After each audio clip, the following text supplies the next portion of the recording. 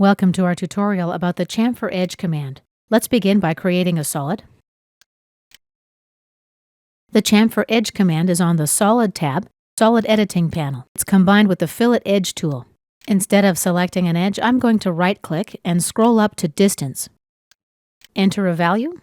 I'll enter 0.5, press Enter. Now for the second distance, 2, Enter.